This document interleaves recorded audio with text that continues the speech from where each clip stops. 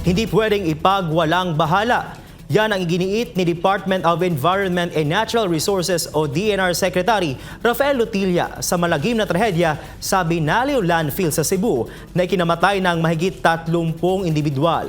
Sinisilip na rin ng ahensya ang posibilidad ng lapses ng mga dating DNR Region 7 officials. Si Sheena Torno sa report. Ipinag-utos ngayon ng Department of Environment and Natural Resources o DENR ang pag-inspeksyon sa lahat ng operating sanitary landfills sa buong bansa. Kasunod ito sa nangyaring trahedya ngayong buwan sa Binaliw Landfill sa Cebu na ikinamatay ng mahigit 30 individual. Iginit ni DNR Secretary Rafael Lutilla, hindi pwedeng hayaan na lamang isyung ito lalo na kung maraming buhay ang nawala. Una na ring sinabi ng kalihim na bumuo sila ng grupo para sa malalimang investigasyon katuwang mga eksperto mula sa academe at non-government organizations. Ilang araw matapos ang insidente, nagpatupad ng balasahan si Lutilla sa Region 7 para bigyang daan ng investigasyon.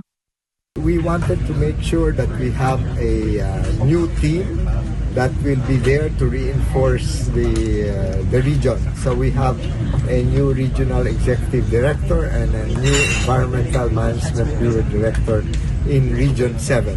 That way they will also be will have more energy and focus, and we are working closely to bring more resources to assist. Kabilang din sa iimbestigahan ng ahensya ang posibleng lapses ng mga dating opisyal ng Region 7. There is an investigation committee that will establish as far as lapses. Seryoso tayo pero ang dapat lahat tayo seryoso.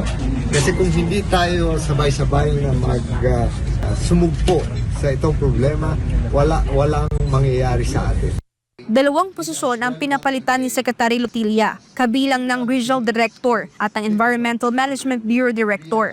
Naniniwala ang kalihim ang pagtatalaga ng bagong opisyal sa Region 7 ay makatutulong na mapabilis ang investigasyon. Gayunpaman, sinabi nito na ay magsilbing eye-opener sa lahat ang nangyaring insidente sa Binaliw para sa mga pampubliko o pribadong sanitary landfill sa buong bansa. It is a tragic one, and we have to find meaning and lessons to derive from this incident.